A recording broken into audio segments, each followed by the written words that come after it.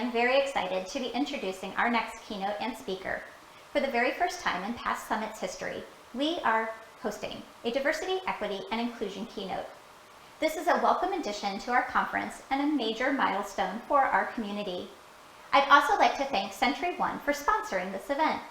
As a global organization, our members come from diverse backgrounds and face unique challenges in their careers. It's essential that we provide a platform for these members to be able to speak about the barriers that exist in the data industry and help educate our community on the role they play in supporting a diverse, equitable, and inclusive environment. No one understands this more than today's outstanding keynote speaker, Bärí Williams.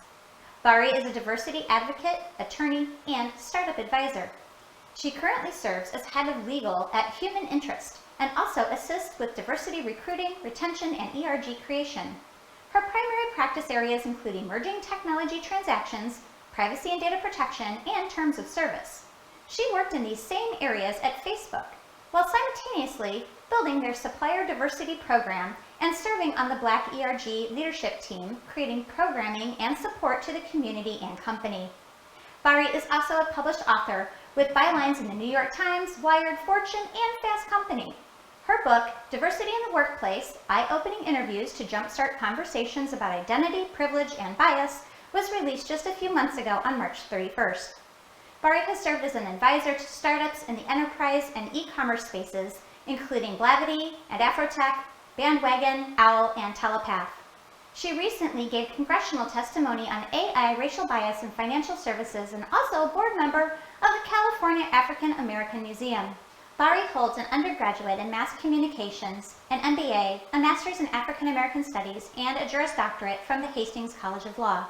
Today, she will be uncovering the challenges faced by underrepresented groups, the monumental importance of ethical data, and what must be done to build awareness and equity for these groups within our community. So without further ado, please join me in welcoming Bärí Williams. Hi, I am Bärí A. Williams, and I am a startup advisor and currently the head of legal and compliance at Human Interest, which is a 401k SaaS company with robo-advising. In addition to that, I am a diversity advocate to my core. So whether you are advocating for employees or customers, suppliers, or board members, that's where you will find me. So, what is diversity and equity and inclusion? Why are they important? Frankly, every individual and every company has their own definition of these words. But what is key is how you implement them. The other thing we should think about is how do they play a part and what are the interdependencies between privilege, bias, and parity when you're thinking about diversity and equity and inclusion. So probably start with defining each word. Diversity. Now, there are two types of diversity that you could think of. One is representational diversity. And how I think about that, it's bean counting. So you're thinking about how many women do I have in my company, how many people of African descent, how many Latinx, how many LGBTQ, how many differently abled. Those are typically the categories that people think about. Representational diversity is usually what most companies are solving for. But lately there has been a move and a shift towards cognitive diversity. Now, personally, I see that as a catch-all phrase. Cognitive diversity means we've solved the diversity problem as long as you have a group of people who think differently. So if you have a perfect example, the former head of diversity at Apple gave a speech in which she said if there are 12 white men in a room and one is Norwegian, one is from rural Missouri, one is a Republican, one is a Democrat, one is from Argentina, and so on, well, that's still diversity. And yes, technically it could be, but let's really ask ourselves, is that the type of diversity that we're trying to solve for? And typically it isn't. And also, one thing that she neglected to think about or to add is that representational diversity begets cognitive diversity. You don't have different lived experiences without coming out thinking differently. Next, so equity. What is equity? I'll give you a visual. Think about 3 people. One is standing on a very small box and they're 5'10", maybe like me. Then a person is standing on a medium box and they're 5'5", so they're still reaching my height. And then there's a very small person standing on a very large box to get to be 5'10". That is equity. That means that you are providing fair access and opportunity. You are removing the barriers that are preventing that to actually create a level playing field. That is the difference between equality. Equality means everyone has an equal shot, but equity is what actually gets you that equal shot. Inclusion. If diversity is being asked to the dance, inclusion is being asked to dance. So that means that you are actively seeking out the participation and the contribution of the diverse people within your organization. That means you're inviting them to the meetings, you're listening to what they have to say, and more often than not, hopefully, you are actually implementing the things that they have to say. Now, how does that dovetail when we think about privilege and bias and parity? Well, privilege often can prevent us from seeing someone in an equitable manner. And privilege is typically something that is enjoyed by a group, but really felt on an individual level. And oftentimes people with privilege don't even realize that they have it. And we all have some semblance of privilege. I can say for me, even though I am what most people would term a double minority, I'm still very aware of the fact that I'm privileged. I'm still very aware of the fact that I was able to go to college, that I had college educated parents. That isn't necessarily the case for everyone, particularly in my group. So I'm very aware of that type of privilege. Oftentimes people aren't, and I can say I probably have blind spots of other areas of privilege that I don't even see. Now, bias, they're preconceived notions and preferences, and everyone has those as well. And unconscious bias is the thinking that you have when you automatically see something and you make a snap decision. Like, oh, I've dealt with someone like this before. So within 10 seconds, you've already made your judgment and you've already decided how you feel about that person. Now, it's hard to unpack that, and it's hard to make yourself sit and self-reflect and say, just because I had an experience with a person that was similar, how can I actually change that?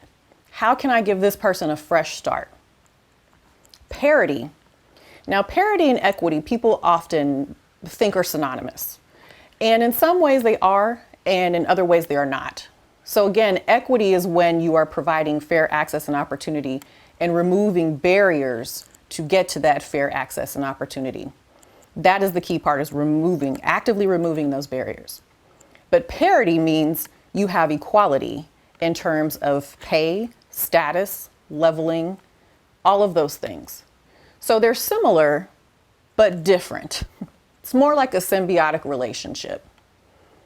And so we should kind of explore how those things play out when you don't have diverse people at the table when you're making key decisions. So now that we understand the definitions and the key thoughts and ideas around how we frame and talk about diversity and equity and inclusion, let's think about it on a little deeper level. I look at diversity as a four-legged stool. So you have 4 key components.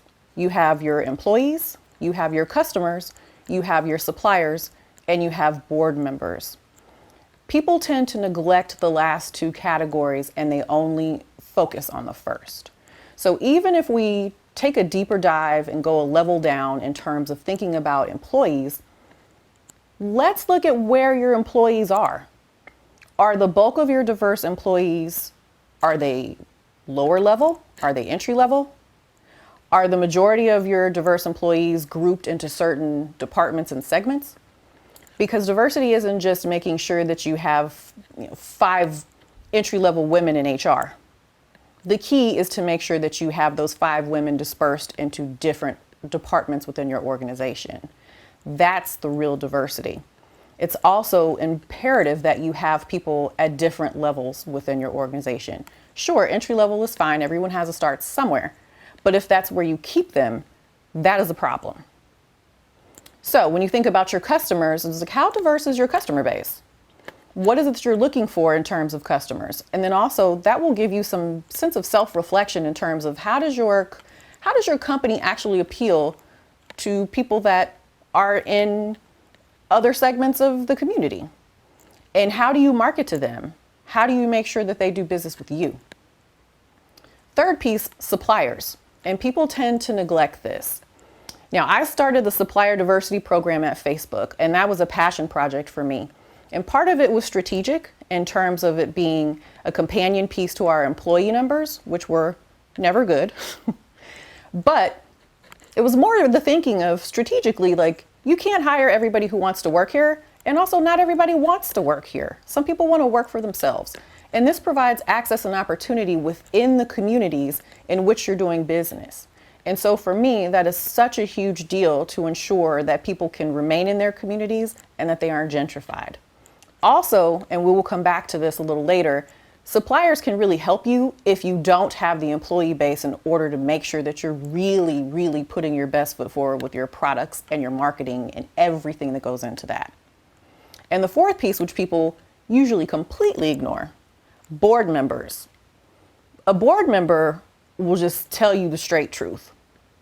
They're not beholden to anything. They're not beholden to anyone. Employees typically have a boss. Suppliers don't want to lose your business, and customers may have a hard time finding another vendor. But board members, they can just shoot it straight to you. And that's why that's important. So the case for diversity and why it matters within corporations has been made for decades. There are multiple studies that tell us that more diverse teams have better outcomes in terms of better product creation, better marketing, and greater revenue. That's what you really want to do, and you make more inclusive products. So, but what happens when you don't have diverse teams and you don't have diverse voices in the room when it comes to product ideation, all the way through beta testing and shipping? What are the things that you need to be mindful of? What are the pitfalls? And there are 4 really good business-driven and ethical issues that you should think about that are ramifications when you don't have diverse people at the table. So 1, just simple and plain, bad product creation. 2, blind spots are exacerbated, and that leads to disparate impact. We'll define disparate impact. 3, bad PR. Like, imagine your worst nightmare of something that you have released or something that you thought you were so proud of and the company was proud of, and it is completely dragged on Twitter. Everyone sees it, and within 5 minutes, they're saying how horrible it is. And 4, which is a fun and new category, is subversion of institutions. I think we all learned a lesson in 2016 by not having diverse voices at the table, particularly when you're dealing with social media companies. That can have large scale ramifications, not just for one particular group, but for everybody. And that could have been probably averted had there been more diverse voices in the room. So let's talk about bad product creation. Oftentimes when you're in the middle of ideation or you're super excited about shipping a product, you don't even realize that it's bad until it actually hits the market. And then you get the feedback like, wow, this is really bad. And think about it from the standpoint of, if the adage is, ship it fast and be first to market. Well, let's think about what are the ethical problems and issues that can happen. People often decide that they want to ship a product and they don't think about what happens if it is bad, or if someone points out internally, hey, there's a problem with this particular element. And the answer is usually some dismissive, oh, it's fine, we'll fix it on the back end. Or if somebody complains, we'll fix it. The problem is if you wait until somebody complains, it's too late.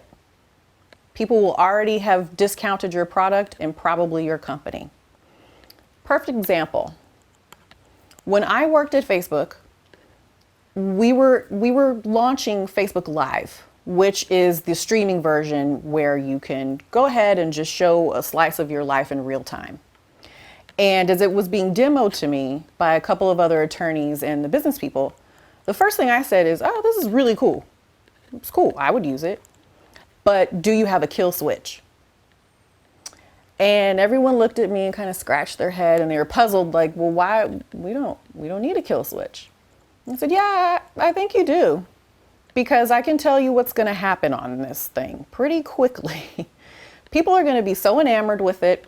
Everyone's going to rush to use it, but people are going to use it in ways that you probably are not currently thinking about. And this is where diversity, particularly in lived experiences and even cognitive diversity, come in. So at that point in time, and this was, I want to say maybe 2015, and we had just launched the ability to also pay through Messenger. So you can send people money through Messenger. Sounds benign, right? Okay, your friend needs $5 for something, or they bought something for you, you're pitching in on something. So you send them $5, fine, on Messenger. Don't have to write a check, don't have to, well, Cash App wasn't a thing then, but that was a quick way to do it. Now you can send money through Messenger, you can set up a closed group, and you can broadcast live in that group. And I said, congratulations, you all just set up a webcam business for somebody. And it was interesting to watch the reactions where people had not contemplated that at all. And after about a, very quiet pause of 30 seconds, the answer from one person in the room was, well, nobody would do that. To which I actually just kind of smirked and was like, okay, you need to get out more. Because clearly you've never had a hard time trying to pay rent. And there are people out here who will actually use this tool solely for that purpose. And you've essentially set up a business. And not just that, but there are going to be people who are committing violent acts on this thing. And that is going to cause a surge in business for what was called our alert team, the law enforcement response team. They're going to be busy all day long because it's going to be nothing but people disrobing and committing crimes. And occasionally you might get a nice, kind of cute cat video. But they didn't listen to that. Another thing about product creation. During the summer of 2014, it was very interesting to also see you have two different news feeds. One was full of the ALS Ice Bucket Challenge. And then another, it was almost like living in two different worlds. And another was all about Mike Brown and his shooting. And at that time, Facebook had also rolled out Autoplay within your timeline. So that means if you're scrolling through your feed, you could be accosted with seeing this video of this guy being shot or laying in the street over and over again because it autoplayed. And a suggestion that I made is, why don't you opt into autoplay? Like, how is it possible that I don't want to be traumatized every time I log on to this app? And the easy way to fix that is that if I choose to press play, that's actually giving me autonomy and the ability to decide for myself if that's something that I want to do. And as it stands, that's not the case. It's just, you're forcing me to do this and I don't want to do that.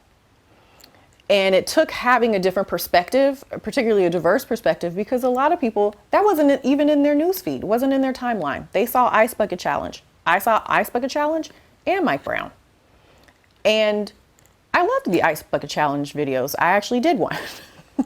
But I didn't want to see something that was traumatizing over and over and over again on autoplay.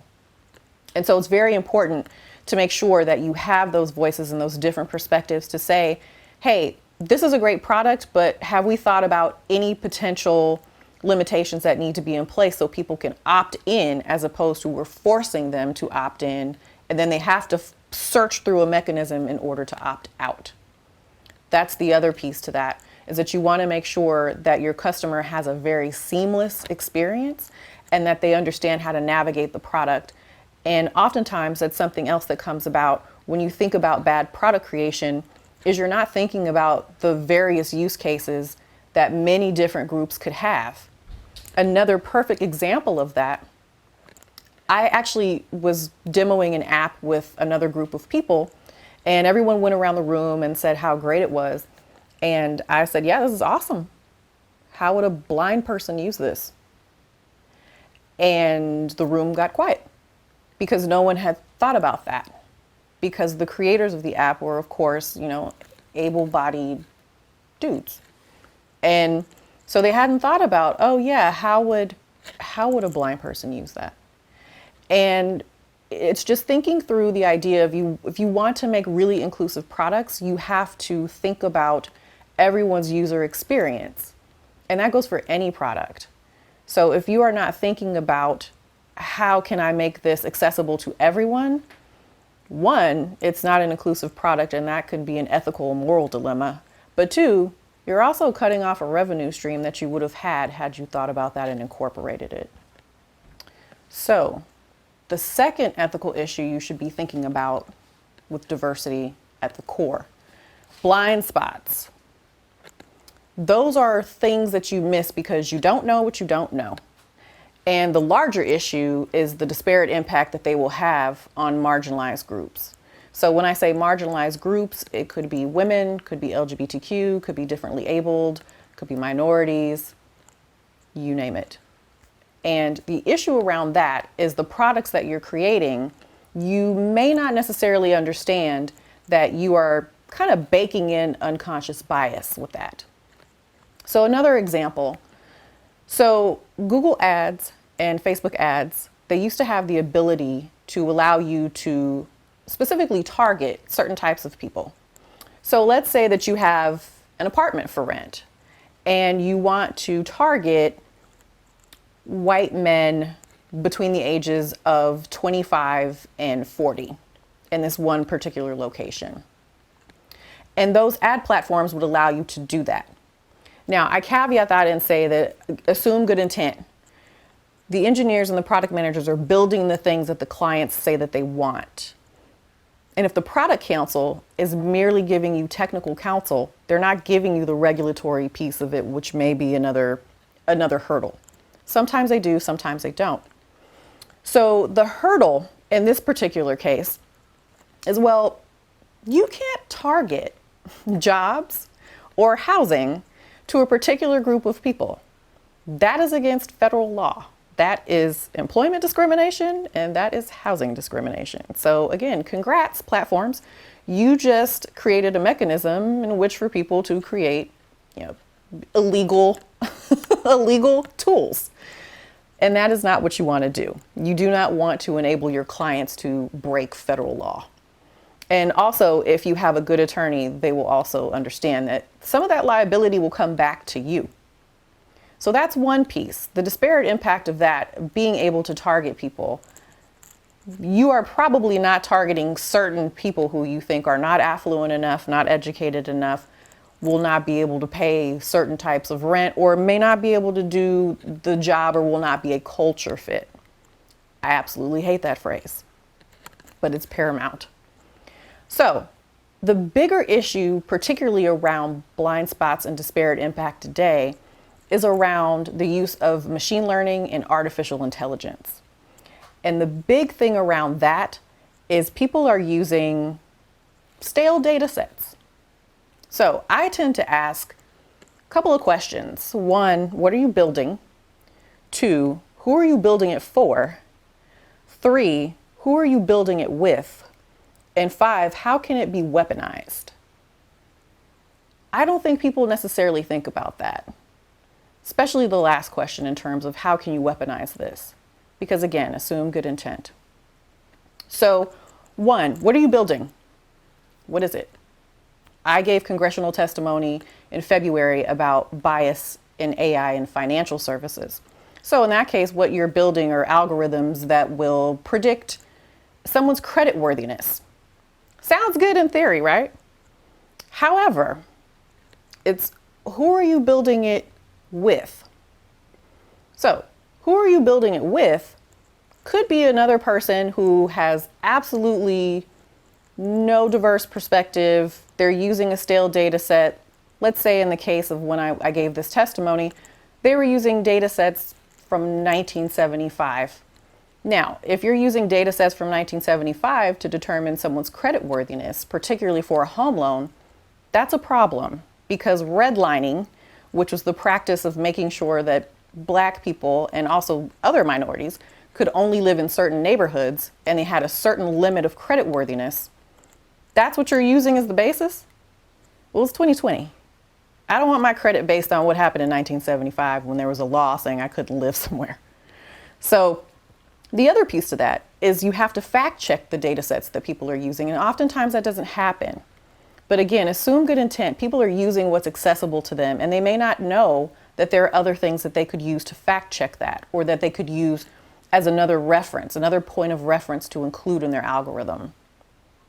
So thinking about that, it's also another example, particularly when you're thinking about it's election season. So in California, we have a proposition. It's about no cash bail, get rid of cash bail. And the problem that they're trying to solve for is that people who are able to pay can get out of jail early, and people who can't pay tend to stay in jail longer. Now, it sounds good in theory that you want to replace no cash bail. However, they're replacing it with an algorithm that decides if you are low, medium, or high risk. However, and it's a big asterisk next to that, they're not disclosing what are the metrics and the factors that they're using in order to make those determinations. So it could be that they're also using biased data sets, and we know that those data sets exist. We've seen them in policing, we've seen them in sentencing, so why would we not see them in cash bail?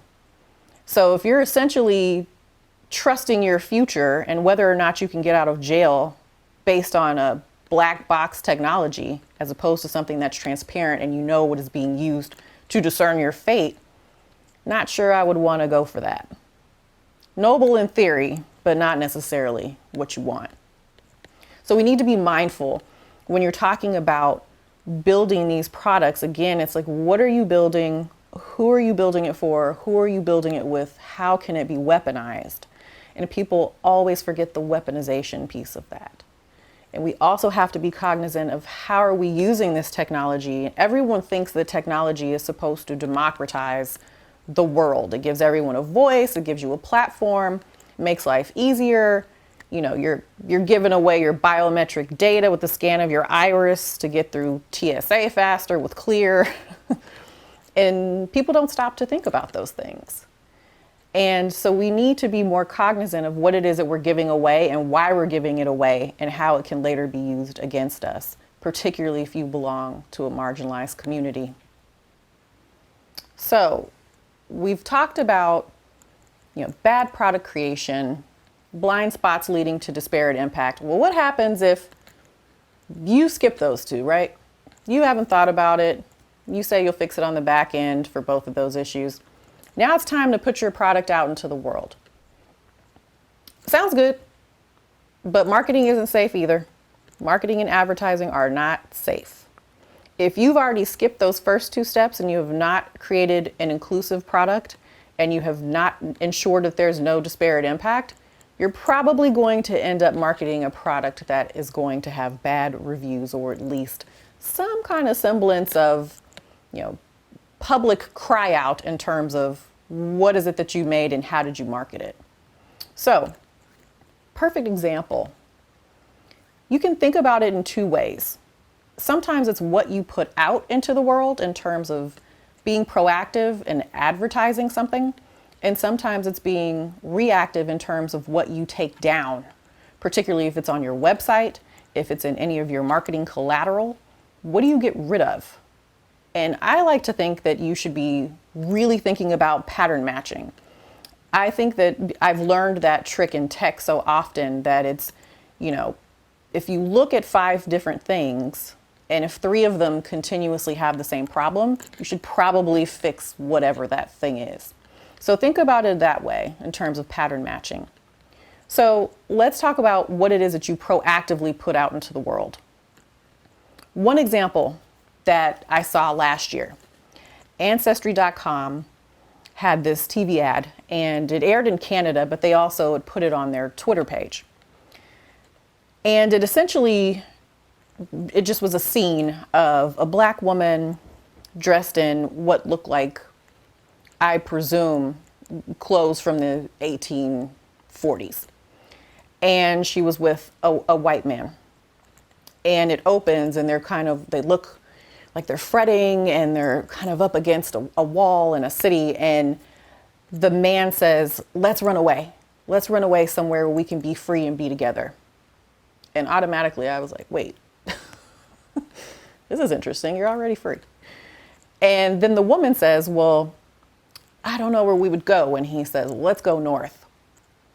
And that cuts to the tagline of something of the sense of the story could have ended here, but you're here. So discover more at ancestry.com.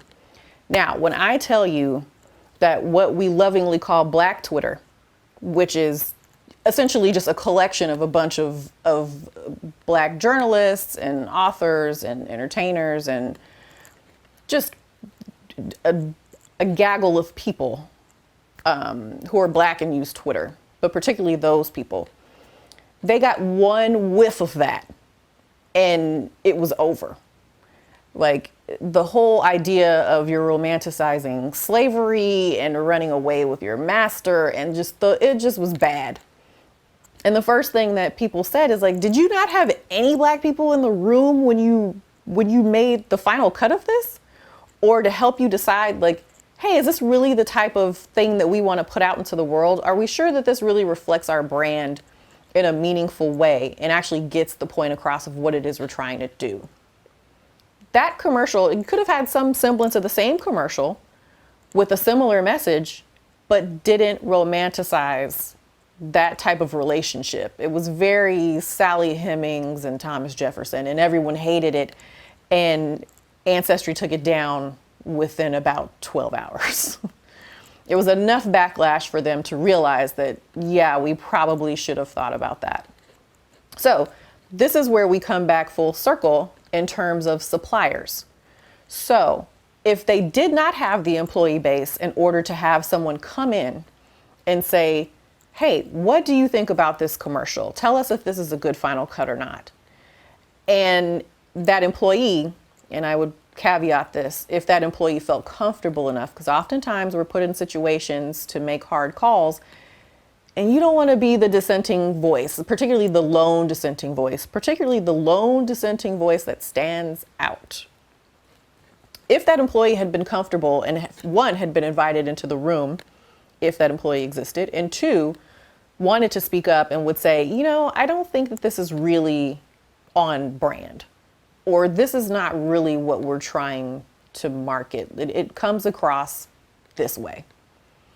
This is where we come full circle in terms of suppliers. If that employee did not exist, this is where you actively seek out diverse suppliers who will tell you the truth because they're not beholden to you in the same way that that employee would be. If you had hired perhaps an African-American focus group company or a marketing company, they could have probably cut a better commercial, or at least would have saved you from yourself and tell you that this commercial is not the one that you want to air. Another example that I saw last year was a California lottery ad that was actually on social media. It did not air on television, but it featured a Latinx gentleman buying lotto tickets for his mom. And the way in which he termed it when he was buying the tickets was like, I'm buying our way out, which was just, you know, again, not really where you want to go, because it looks like you're essentially stereotyping Latinx families as poor and unable to succeed, and their only way to succeed is to hopefully win the lottery. Don't think that's a selling point. So again, this is where you have to think about who is in the room. Did you invite the right person in the room? If you didn't, you should definitely think about inviting them next time. And if you don't want to invite them, this is where your diverse suppliers come in. This is where you look for agencies that are Black owned, Latinx owned, women owned, differently abled owned, some mix of all of them, LGBTQ owned. If you are doing targeted marketing, which is happening more and more now, particularly as demographic shifts happen, which I think is actually smart. General marketing doesn't work for everyone. At this point, you probably need more targeted advertising and targeted messaging, whether that's email blasts, that's social media ads, that's TV ads, that's even just walking and working around in the community. You need to be targeted with your message to actually reach the audience that you're trying to reach. And that is the key. And if you don't know how to do that, you should hire somebody who can. So now that you have made a bad product, you have created disparate impact through your blind spots, and you had a bad PR campaign, what else could go wrong? So glad you asked. Subversion of institutions. And if you really want to get fun, we could talk about the subversion of democracy in 2016 via disinformation campaigns and voter suppression and depression ads. So how does that work?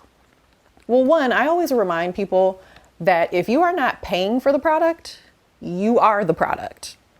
So your data is what is being batched up and sold to other people, typically advertisers. That's how a lot of these companies make their money now. It's based on data. Data is the new gold. If there's a gold rush, it's a data rush now. So if you think about Cambridge Analytica, you are harvesting information, you're figuring out how to use against people and also how to use it to support other people. Now, the issue around that, if someone had been in the room, they would have been able to point certain things and features out about that campaign. For one, you had a Black Lives Matter campaign in 2016. Turns out it was based in Australia. Somebody had been in the room, they probably would have been able to point that out, that your Facebook page that you are donating money to and that is telling you the wrong day to vote is actually a Black Lives Matter page that is based in Australia and isn't real and isn't actually run by Black Lives Matter activists. Now, we keep seeing versions of that now in terms of deep fakes, which are essentially videos that are edited to make someone appear a certain way that they are not. There was an example with Nancy Pelosi where they slowed down her speech and then people said she was drunk. Complete fake video. Now, what you're seeing is some social media companies in particular, like Twitter, took the video down. Facebook just put up a disclaimer, left it up. Now, you can argue whichever way. How do you feel about the First Amendment? Now, I'm glad you asked that. You don't have any First Amendment rights on a private platform. I feel like I need to wear that sign on my head. I feel like I have to tell people that all the time. And that seems to be the rallying cry of people who are very upset when their content is taken down. And I understand. But the distinction is that these social media companies, and even Google, which is not technically a social media company, they are platforms. They are not publishers. So one more time, platform versus publisher. The difference, a platform gives you the ability to publish the content that you want to publish. They are not in charge of it. They don't write it. They don't censor it. A publisher, think of it almost as like the New York Times. So I'm in charge of the content. I'm creating the content. I'm editing the content. I'm choosing what content I do and don't want to post. So they will argue all day long that they are platforms and not publishers. Sometimes the lines blur, particularly when there's disinformation, which actually is not a bad thing at this point. Also take into account, what are we doing now in terms of political ads? Because the disinformation campaigns are inherently created to suppress the votes of certain people, and they tend to be people of color. So my friend has a phrase that if you ain't cheating, you ain't trying. And that seems to be what we're seeing in this cycle in terms of, burning ballot boxes, sending out information with the wrong day to vote, saying it's November 4th instead of November 3rd.